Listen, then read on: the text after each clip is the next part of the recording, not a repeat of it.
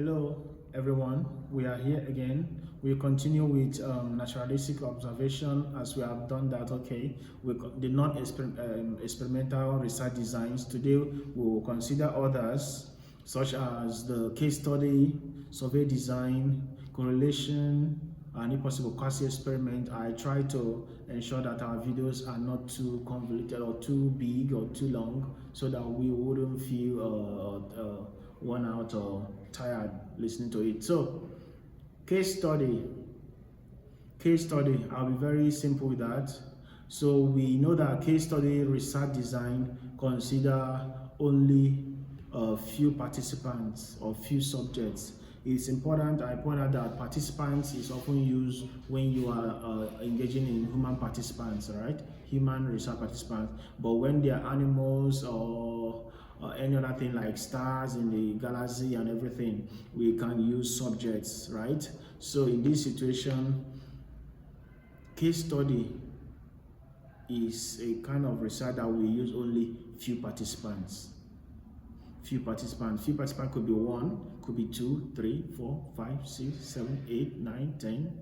Yes, you can reach 10, sometimes 12. Some literature will tell you 15, but I rather want to, yeah, around 12, 10, 12, it's okay.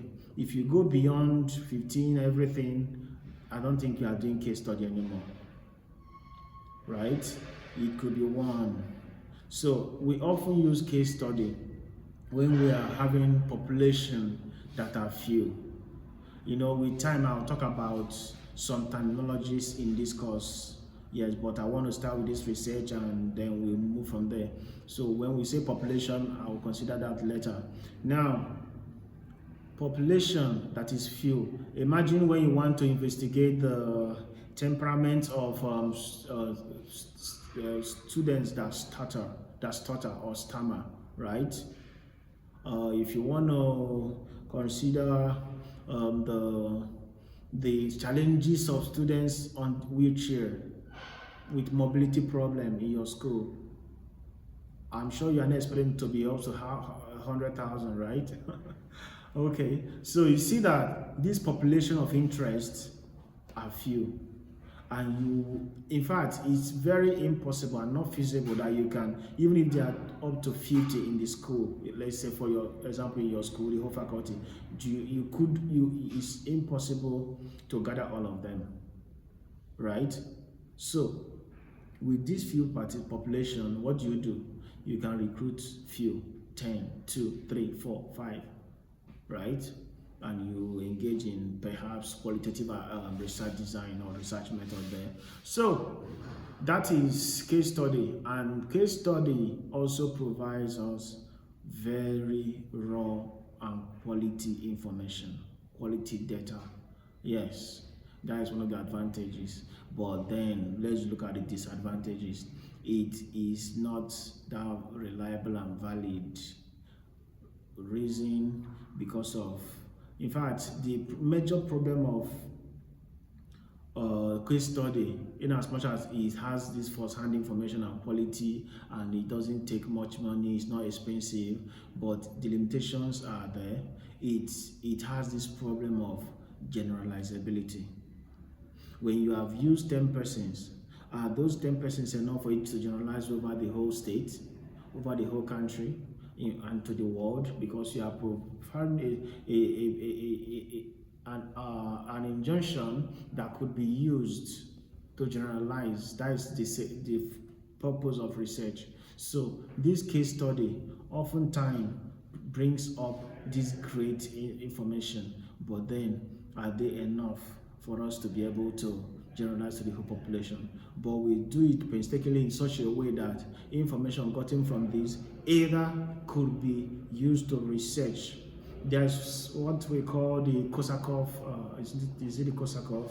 I'm trying to remember that part of the brain that is responsible for language formation. Broca's area. The Broca's area was by John Broca, I think. Yes, but that was a case study research that he did with a patient, let me use that word, and when that place was called, the patient could not engage in language formation anymore or usage, and From there, they use this information to research and continue research till they concluded indeed this place is responsible for language formation. That's what they call the broca's area. So you see that they did not generalize from that information, but we're able to use it as raw data to continue investigating this area of the brain. Maybe they will not bring rat and ablate it and check and every other thing, right? So that is case study. Now we move to survey design. Survey design, opposite of case study, it uses large participants and questionnaires. These are the two things you must highlight when you're talking about survey design. It uses large participants and questionnaires. So, effect of mood on academic performance, we're expecting you to use up to 200 students before you can say, okay, this happens among these persons, right? 200 up. The higher or the larger the number you are getting the sample, right? The more chance of your conclusions being reliable and valid. That is survey design. In survey design, we often have two types there. We talk about cross-sectional design and longitudinal design, research designs. I would have loved to take them separately, but under survey design, we often have it there. So if you are writing, you may want to point these two out in survey design. Cross-sectional, consider what you are looking at, the variables of your interest at the same point in time, while longitudinal, check it later. In time, different time series. The difference is time. The similarities is that they are survey, large number. They can even use questionnaires or not, right? But in cross-sectional, imagine I wanted to check, okay, let me use the effect of night reading on academic performance, right?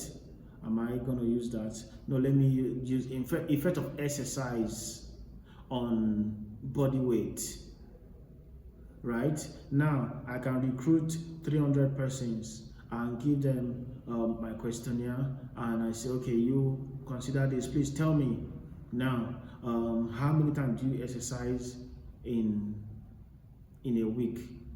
They will start dropping, right? And some of the questions you still ask them, what is your weight? What is your weight size and everything? Do you see that I can cross-check?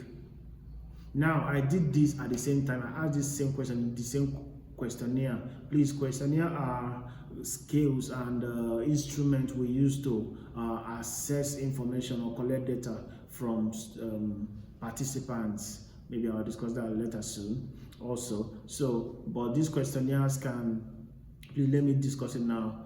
For this course, it may not be that necessary, but for those that do not understand, questionnaires consider their questions, validated scales. For example, if I wanted to have a depression questionnaire, you'll be seeing questions like, I feel sad almost every day.